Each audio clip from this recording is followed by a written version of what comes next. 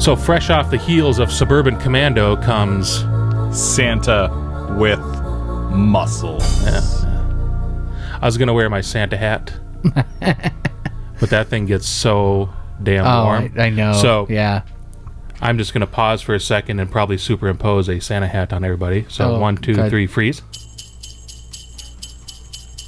Okay, and then as you were. I just don't want to animate and have to move. You don't need to superimpose beards on us, that's for sure. That's true. That part's might wash covered. out all the color in the beards. You know? I'm sure that the superimposed Santa hats that you're going to put on are going to look better than the Santa hat that was in that movie we just watched. That was like the most like dollar store crappy Santa hat I've ever seen. And it was really funny because it's like, you know, like the rest of his costume's okay. Why aren't you going to get like a good actual Santa hat? Maybe they just forgot. I don't know. Is it in frame? We just get like just the corner. No, it's fine. It mostly like just kind of the There you go. So I knew that it was it's July, and when I worked at Oregon Stop Pizza, they would do the Christmas in July, just like a lot of other establishments do, and that's just kind of a neat little thing to do. Well, first off, it's the largest World theater pipe organ in the world, played by one of our organists every single night, and we're celebrating Christmas in July to help out the United Food Bank this year. All right, guys, let's take a look at this as the organist rises from below. Now, why was it important, or what exactly is celebrating Christmas in July? Well, this is the worst time of the year for the food banks. They hardly get any donations this time of year. So we partnered up with United Food Bank. This is our 6th year of doing this. And what it does is it just gets a little bit of awareness. People come in, they get a 10% discount on all their food just by bringing in 2 items of canned food or donating $2. It's a festive experience. We've got Christmas trees up. Santa and Mrs. Claus are here on the weekends. So it's just a lot of fun. I was kind of searching. I did just like a very general search for something that was, bad Santa movie. I mean, not bad Santa movies, but just, cheesy or whatever. This was the candidate that looked great on paper, because you knew exactly. Don't they all? Exactly what to expect, because you have this cast of just the most wonderful weirdness and some coincidence as well. You have Hulk Hogan, and so you know what to expect from him. You have Mila Kunis, maybe only just a couple years off, because didn't she lie her age? Did she? When she was doing that 70s show? That's a piece of trivia I don't know. Yeah, I don't know that. Like, she actually wasn't 18, but she was like 16 or something. Are you confusing her with Tracy Lords? No, that's a completely different subject. She lied about her age, too. Yes, she did. No, but I believe Mila did, too. Interesting. Yeah, I'm curious when that 70s show started. I mean, you have Garrett Morris. Mm-hmm. SNL alum, which should have been bumped up in the because they just said like with Garrett Morris in the opening. Yeah. Well, he did get a with at least, but he played more of a major role than Clint Howard is also in this film as well, as the bumbling sheriff, cop, whatever. Right.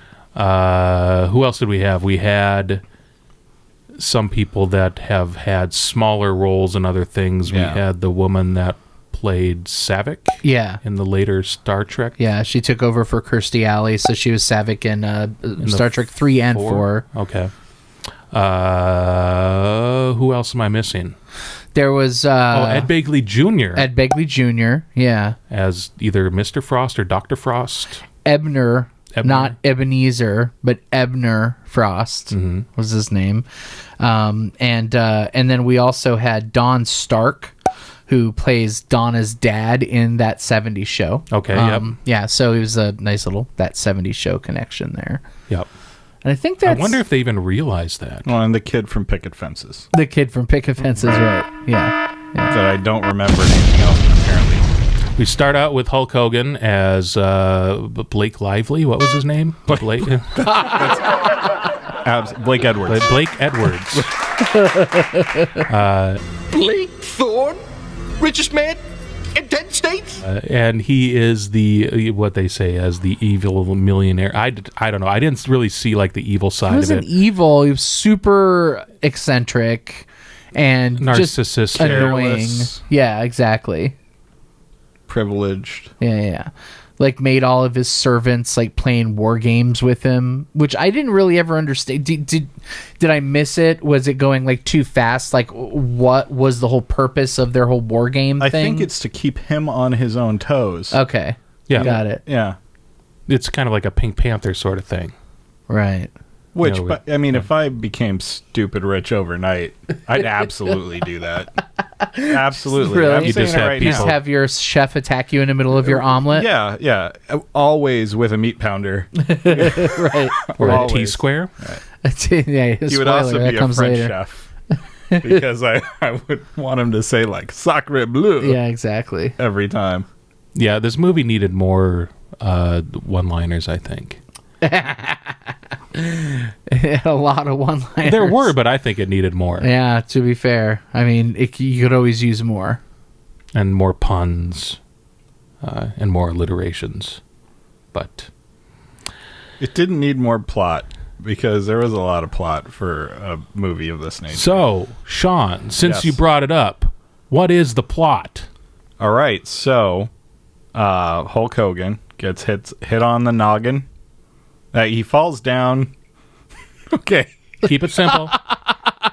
Hulk Hogan starts. All the police are after him because in a speed trap, he took his paintball gun and started shooting at the cop cars that were chasing him.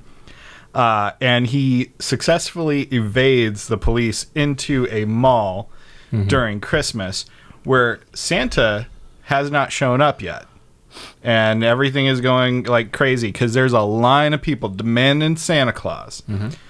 So Hulk Hogan is running around the back of the mall, like the Terminator. And then he jumps down a trash chute to hide from the cops.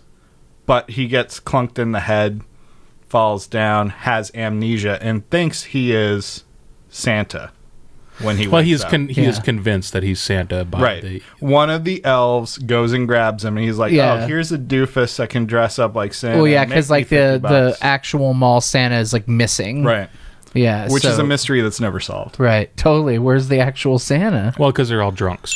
Right. Or it could be like a Trading Places tie-in or something. Maybe. Somewhere. Maybe. Oh, yeah, I like that. The expanded Santa with Puzzles universe. Yes. So he 10 years removed. He thinks he's Santa, and from that point on, he just kind of Santas his way through the day, and then he gets involved with a orphanage that's about to get And an closed down. 8-year-old girl. Well, he doesn't get involved with the 8-year-old. Oh. Come on, keep it clean. It's a family movie. Yeah. Keep it in the family. So he ends up back at the orphanage. I don't know why. I don't know why. You just broke me there, Joshua. Sorry. He ends up Pleading the there, fifth. and he protects the orphanage from the real evil rich person. Right. There's multiple evil rich people. Mr. Frost, who, much like Mr. Freeze, is in a containment suit at all times because he's a germaphobe. And he's trying to take over the entire city because somehow there's like a Goonies-like catacomb underneath it, which has minerals that explode when they come into contact The with electricity. There's electricity crystals. something else. Right. Electricity crystals. Right. And that was at the point where I was like, I'm out.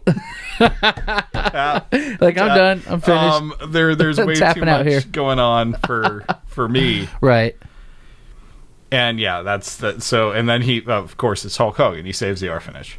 The See, that didn't seem too complicated. Cut to. right. Well, that's what it should have just meant. Was Right. him right. saving the orphanage. Sure. They just waited too long to reveal the evil plot. And plus, I don't even know why he wanted those crystals. What were the benefits of getting those crystals? I mean, apparently they were super valuable. Yeah.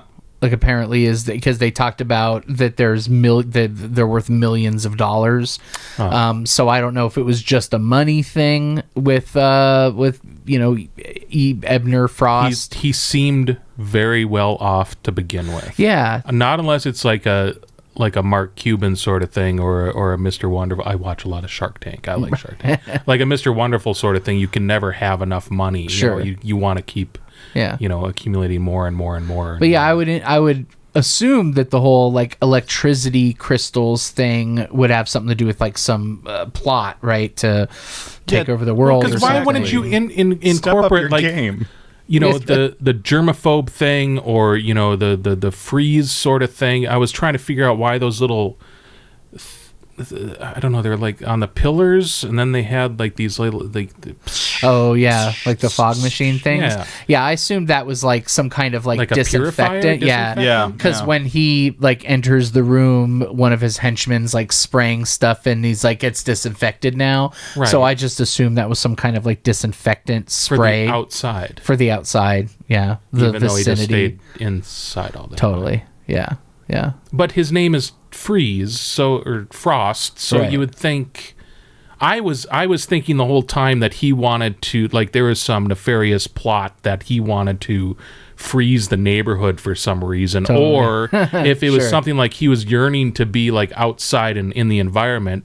You think of like, I don't know, maybe like there was some sort of germ that was in the air that could be killed by freezing it. And because now I'm like, again, this is another movie that I'm rewriting the entire plot Saying for. you're doing a lot more work than they did. So It's going to use a couple of rewrites, so you're on point. Oh, I know. This is L.A. We don't see snow anywhere. Sure. Now, wouldn't it have been great if they were not like electrical crystals, but like freezing crystals that killed this certain germ that didn't allow him to leave his estate? Right. And therefore, because I mean his name, and then it would all just kind of tie together and make sense. Absolutely. Like, yes, it would make sense. There's a lot in this movie that does not make sense, and that's one of them. So yeah, totally. Or maybe he needed those crystals to cure his wife's cancer, who's in a containment unit, Exactly. You can't deny and make him an anti-hero as a result. the Joel Schumacher Batman influence. Yeah. Yes. On this. Yeah, I multiple henchmen with kind of their own little, personalities. I did have a hard time seeing it at first because I was just mostly thinking like visually it's not really Joel Schumacher, but No. but as soon as I really kind of see there's all these different henchmen, so there's like they're different scientists, which is I think really kind of funny. Like there's this whole they were the rejects of whatever university or so that's kind of the institution. theme with the whole thing. It doesn't really come across that well, but that's the kind of the theme is that you have Frost, and then he's got all of his scientists. So you've got like a geologist, a chemist, and then I can't remember what the electricity woman is. I think he just says like a master of electricity. I don't think he actually says beautiful. Yeah. Oh, yeah. Yeah. Exactly. So those are his three henchmen, or his three like mini bosses, I guess. And like the henchmen, like are lab assistants, as you could see in like the credits. They're listed as lab assistants that are all armed with T-squares. Apparently, I don't get that. I don't know where that comes from. Not a lab assistant thing. I mean, if there's any lab assistants out there that apparently you guys use T-squares all the time, like send us a message and let us know. But like, I don't think that's a thing that you just use T-squares in lab assistant work. So it's almost like, hey, I mean, T-squares, I think like would make an okay weapon. Like I remember being a kid and having a T-square and pretending like it was an axe, right? Like, there is that whole kind of little childish, flight of fancy aspect to it. but thematically it doesn't work. Like they should have like beakers or something that they're breaking over people's heads or things like that, you know, a centrifuge. I mean, there's a lot of different things that are lab assistant related that you could use other than a T-square. Or just a gun because they're trying to contain these people. Sure. This is a movie where a regular beat cop has a rocket launcher in his trunk. It's true. Yeah. You're right. So everything's out the window. Yeah. Which that moment was great. Like, for sure. It was funny. Yeah. And I do want to say, I don't think this movie was terrible. Like, I really don't. Like, I will say this. At least this movie had a pulse. Yeah. And a lot of the movies we've watched just don't, you know, and they're just really just languid. This movie has a lot of very bad jokes that fall very, very flat, but at least it's constantly doing something, right? It's constantly moving from place to place. It's not just sitting there like a dead fish. And it's a kids movie. And I think that you know, we have to kind of, at least with something like that, take it. I don't think we should give it a pass because it's kids movies, because there's lots of great kids movies. Absolutely. But this is, you know, it's meant for, you know, to be like disposable movie that the parents rent at the video store around Christmas and the kids watch it. And maybe it's because it's got Hulk Hogan in it. Sure. That's really the only reason why this thing exists. Yeah, absolutely. It's and boy, he's not a good actor. He's really bad. He's got charisma. Oh, I don't know if he even has a ton of charisma, in my opinion. It's just like, I think he's better when he's this Hulk Hogan character. But when he is just himself, I definitely don't feel that he has a ton of charisma. He has an awkward way of speaking and things like that. I think I'd almost rather him had been his crazy over-the-top Hulk Hogan character. Or like Suburban Commando, like you mentioned it, where he's just... the character by nature is a silly character, so he has to play up to that. He wasn't as fun in this movie as I felt he could have been. Yeah. He didn't go as far silly as he should have. Sure. They gave that to the awful elf character. Yeah, and that guy, what is his name again? I want to look up his name just so we can trash him. Don Stark. And he's fine in that 70s show. Like, he's doofy, but he's not, like, incredibly annoying. But it's that, and we've seen it so many times. We saw a lot of this in My Mom's a Werewolf, of just... hey guys, be funny and wacky, right? And it's like they just let the camera roll and let people be funny and wacky, and there doesn't seem to be a bunch of direction involved. It's just this kind of like off the cuff silliness, and it just doesn't work. And then they throw in the music, whereas boom, boom, boom, boom, boom, right. boom, boom, boom, boom. Yeah, absolutely. And it's just that kind of stuff just drives me crazy. You know, people making dumb faces and just that forced slapstick stuff just really drives me up the wall. So in this one, there were not too many extras other than the mall people who just were bad. Were way too excited about everything that Santa was doing, even beating the crap out of people. Yeah. If you ever seen that many people waiting around, they would not be that excited once Santa got there. Yeah. Well, especially the would parents. be angry. Yeah, definitely. Well, and again, it was just an evidence of, you know, that what happened is they put the camera on a big crowd and they said, okay, everybody, you're really excited, you know? And that's what they did. And it was like, and they didn't really have anything. I don't really blame the extras in this case. It's like the filmmaker didn't give them anything to really go off of. And, you know. But what I'm saying, and well, where I was leading with this is that there were not too many extras in this that were really annoying. It was just all the main characters that were you're right. Yeah. annoying and just not doing. They couldn't do anything with what they had. Yeah. Again, just like you said, with the extras. I think Garrett Morris was fine. You know, he's always great. Yeah. He's always great, but he wasn't being super over the top. He's even more, I think, kind of over the top silly in like the stuff as Chocolate Chip Charlie. Like he does have that kind of over the top kind of, you know, almost a little annoying, honestly. That's a great movie, but it's like he could have pulled it back a little bit. And I like the fact that he wasn't that out there in this movie. But yeah, I mean, I think even the kids, like even Mila Kunis, just like it's exaggerated kind of responses to everything, that it's just really inauthentic. And even in a slapstick comedy movie, just it gives you this feeling of like community theater, it gives you this feeling of like this like community theater play that everyone's super excited to be there and they're having a really good time, but it's not really good theater. And we also said it too. I guess I didn't really look to see if it was actually released in a theater, but it's very made for TV. Yeah. Vibe to it. It's not like Suburban Commando, which was actually released in the theater, so it had a budget, little more Sure. polish to it. And it also reminded me of, well, not so much like either like a Disney Channel like teen show or like Nickelodeon type show. Yeah. Where it is exaggerated in some way, or this is how like acting type thing, totally, as opposed to actually being real.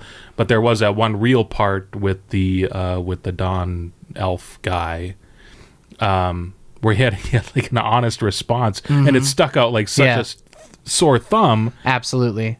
Because of that, it was a bit understated, and it was a part because you've got basically it's like at the end of the movie, and you've got Clint Howard pulls up, and it was a very funny moment too. He's like his police cars have been getting battered the entire movie, and he pulls up, and the thing's just like a shell of a car, and it's like pulls a rocket launcher. Yeah, exactly. It's still drivable. Right, it's still drivable after a rocket launcher hit, and it pulls up, and the windshield wipers are the only thing sticking up, and they're just going back and forth.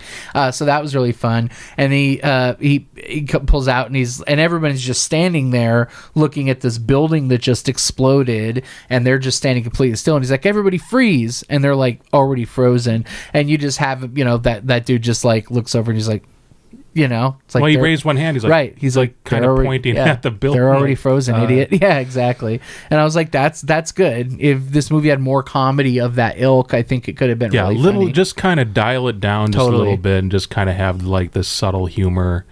I mean, I don't think an 8-year-old needs like all that, right? Like gravitas, behind it, or just silly goofiness. Agreed. All the time. I don't think kids are much more mature than people try to write for. No, I agree 100%. I think that it's like, kids like Minions and whatever dumb stupid things that kids like, but they also like good stuff too, right? They also like The Incredibles, and and it's like, you don't have to make your movies dumb. Kids like anything, like for the most part, as long as it's not boring, right? Kids will like anything. So I just don't understand why people, when they make these kids movies, like have to make it like just stupid, very broad. Yeah, exactly. Well, I think that there's two good ways to make this type of a movie. One is having one zany character, right? And everybody else play it straight, or you just have everybody be a cartoon. Sure. And at that point, all your realism's out the window anyway. And this movie's not balanced well in that regard, because you pretty much have, I mean, the kids for the most part are straight kids. Yeah. I mean, they're not really being characters, even when they overact a little bit. The orphanage, the woman who runs it, and Garrett Morris, pretty straight, right? And which is, again, a waste of use of Garrett Morris, because he's really funny. And then, but you have all of the enemies and all of the baddies being absolute comic book characters. Totally. And so it just doesn't work. There's no like, I don't know what's real and what's not, I guess. And that's kind of the vibe that I felt. Well, and again, like you said, it brings you back to Schumacher, right? To like Batman and Robin, where it's like, well, when everybody's silly, right? When Mr. Freeze is saying dumb one-liners, and so is Poison Ivy, and and then also you've got Batman pulling out the Bat credit card and the Bat skates, and it's like everybody in the movie is joking, and you don't have a straight man. And And that's dumb because Batman should be the straight man in that, right? You know, you should have a straight man, and you don't have a straight man. Right. And it's, you know, in this movie, Hulk Hogan is not the straight man because he's saying the dumb puns and everything as well. Yeah, absolutely agree. You know, it feels a bit like the lunatics have taken over the asylum. You know, it's just too much.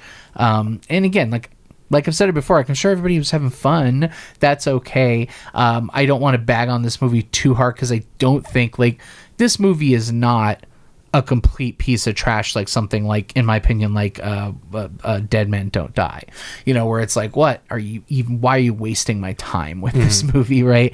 And I will say, like, the production design doesn't feel like a straight to TV. The directing and the acting feels like a TV movie, but and maybe it's just an effect of that it was in 1996 and like everything was shot on film, right? So even movies that were straight to TV had a bit of a higher budget.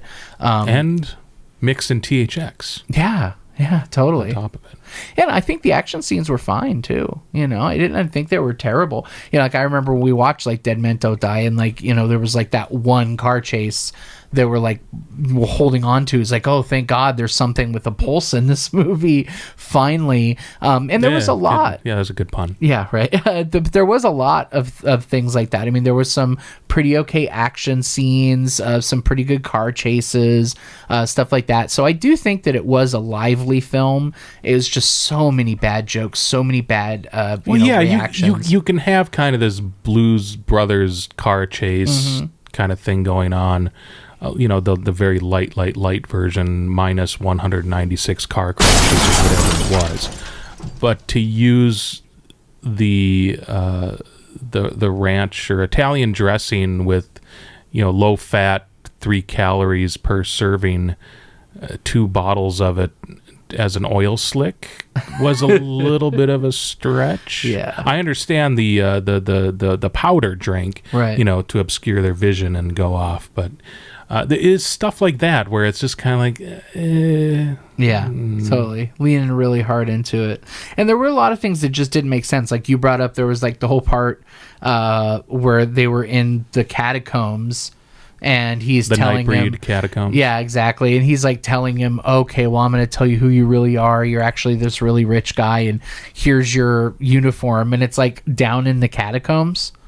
Like, how did it get down there? They just traveled down there. He didn't bring it with him, so it's there all of a sudden. And there was like multiple, I can't think of them right now, but there was like multiple things where just you were like, convenience. Wait a minute, like how did plot convenience? Where did the thing of quiche come from? And again, it's like at that point, it's being a cartoon, but it didn't go all the way to being a cartoon. So you stop asking those questions. Yeah, and maybe they just didn't figure that, you know, people in and around their 40s right would be sitting down and watching would be doing this an movie. entire podcast. They did not account for View and Spew right at all. They didn't account the fact that we would be doing a deep dive on this film. Yeah. I know. You know. So my favorite part or continuing part of this film were the T-squares. Completely, totally. Oh, yeah. Just always fun every time a T-square showed up. And they had what I think would have been good as like one T-square that maybe they found, you know, at this orphanage or church or whatever it was, you know, initially. I mean, you know, as opposed to what was actually in the film. Yeah. They had a metal one, big long, you know, the metal one with the black, and then they had the wood one. And it just kept popping up as this device that the henchmen were wielding. Yeah, the lab assistant henchmen. One of them there had was really no payoff with it necessarily. I mean, it was just something they kind of like waved in the air, but I don't think they actually struck or did anything with it. But just as a visual element and kind of the oddness of why are they carrying T-squares? Totally. Right. Not unless either the prop department, director, anybody who was on that set didn't know what that thing was, but kind of looked like something that could be wielded as a weapon. Do you think it was whoever built the set left their T-squares there? And like so they had multiple T-squares? So they just grabbed them and decided to run with it? That'd be fun. Yeah, that's pretty funny. So it's one of those things where, because the movie itself is not engaging enough, that a T-square starts Totally. rolling in my head, and I'm more curious about the backstory of a goddamn T-square. It's true. That's true.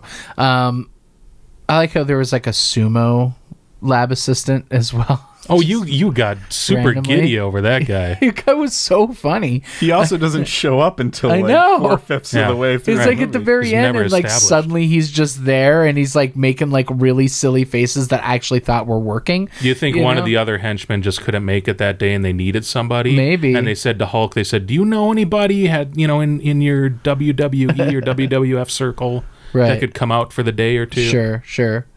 And I also thought it was funny how it's like when they were down in the cave and the kid like throws one of the electricity crystals on the ground and it has this really like this Breen-esque bad explosion, and then like you're talking about at the end when like the whole like orphanage church thing blows up.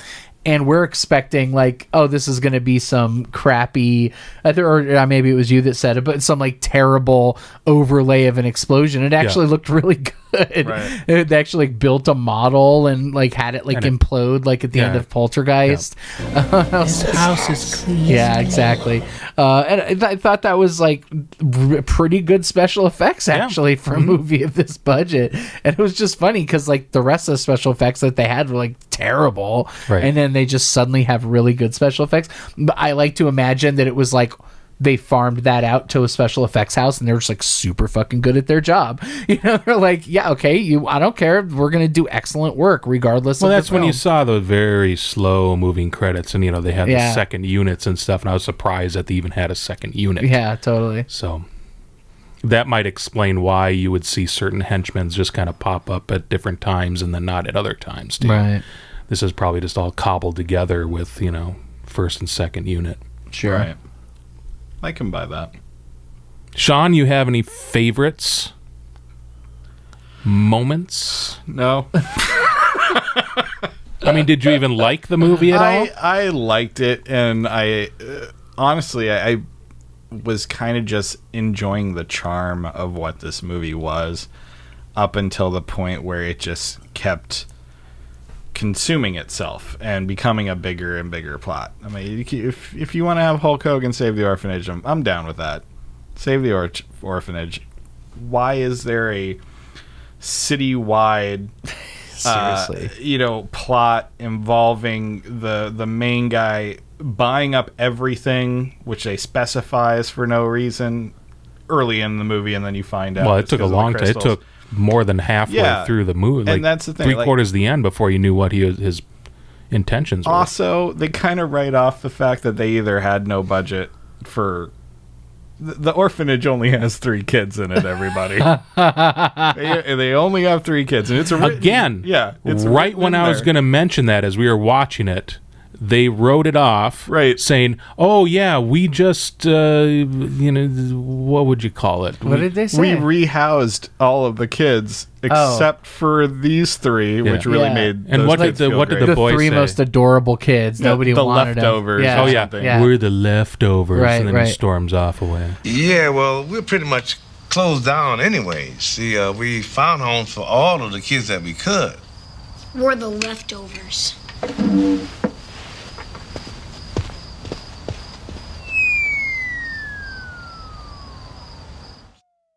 And then when they eventually take over Frost's house at the end, there's all these other kids. Right. So apparently they weren't happy with their foster homes. They're just like, oh, well, we're going to go live in the rich house. Also, Well, because you know what it is. You know what it's like. I'm saying. I'm sorry to interrupt. Oh, no, it's but fine. it's like Easter when a lot of people go out, Right. and they buy a bunny, Yeah. and then the day after they regret it, and then they return the bunnies. is that a thing? So people, oh yeah, Yeah. oh yeah, bunnies. It Oh, happens that's a lot. thing. Yeah, that's a thing. Oh, you mean... So like with the orphans, people go out around Christmas time because they Really? feel like they want to, and so then they Just return the return them, kids yeah. right after Christmas. Buyer's remorse. See, Yeah. again, I'm rewriting this 30-day movie. returns. Yeah, sure. Yeah, so at the point... You can abandon kids anytime you want to, Josh. Absolutely. Yeah, and, totally. and do it. Dumpster babies. Do it. When it turned into a Goonies, West Coast Goonies is when I'm like, all right, this is bullshit. This is stupid. Let me ask you on that Goonies tip. Did I miss? Did they ever explain how he knew the last number to the combination? Yeah. Well, no, not specifically. Okay. But Garrett Morris, in a fine moment of exposition, explains to Hulk Hogan, because now he knows who he was. Right. Don't you remember you and the villain were raised in this orphanage or lived in the orphanage? Right. One of them might have owned the orphanage to begin with. I don't recall.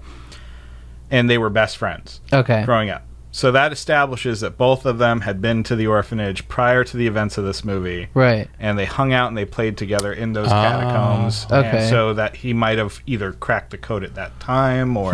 okay. Well, and then that's probably how Ebb knew that there were crystals in that vault. Yeah, but then how come he needed somebody to break into the vault? No, there's absolutely... Yeah, he didn't need somebody to break into the vault. He needed the... orphanage to get the hell off the property. All he was trying to do is buy that property. But he still had somebody welding into the vault. If he knew, if he had been in there and knew the combination, you wouldn't think he'd have to go all die hard on it, you know? So I don't know. All right, fine. This movie is complete crap. It's not complete crap. It's here's the problem. But with that, that's you're the right. problem. That is a major That's a big issue. problem. But what I've found in doing this wonderful show that we're doing is that I've had to lower my bar for what complete crap is. Now I'm watching movies like Santa with Muscles, like, actually, it's okay. It is. I mean, it's okay. This was more charming, I think, than the last couple movies that we watched. Yeah. At least initially. Oh yeah, definitely. I was feeling it for a while. I was feeling good about this Sure, one. totally. And then I just stopped feeling it all. Yeah. Well, I started missing a few things as it started to progress. Yeah. But I was in on it. I mean, it's just it's more interesting to see the cast that's in it and to see especially Mila Kunis, at the age and just kind of going, you're trying to look for that 70s show. It's just so funny that her voice hasn't changed. She still has the same voice as when she was 11 years old in this movie. It's so crazy. Same mannerisms and everything. I know, right? But I don't know. I've seen lots of really, really bad Christmas movies, and none of them have had a rocket launcher and Clint Howard and a fighting chef and chauffeur. So there are some things to hold on to in this movie. I don't think it was a completely ill-equipped choice. I'm honestly really glad we watched this instead of The Boy Who Saved Christmas. Sometimes you just have to believe. Well, that was actually my second choice on there. Well, I was almost going to flip a coin. The Elf Who Didn't Believe would have been. But I like how it's sometimes you just have to believe. The Elf Who Didn't Believe. No one can shatter his dreams. But they can shatter his ornament. Right. Get it? Just in case they didn't see that. That just means we have to keep doing the show for 3 more years. Do we? Anyways, that's Adam, I'm done talking about Santa with muscles. Santa Merry with Christmas, everybody. Merry Christmas. I hope your Christmas in July is a very special one. And to you and yours, happy holidays in July. Oh, go to cultfollowing.co. A lot of stuff going on. So much stuff. Just because it's Christmas season in July. Exactly. And we are the gift that keeps giving. Bye. Bye. Ho, ho, ho.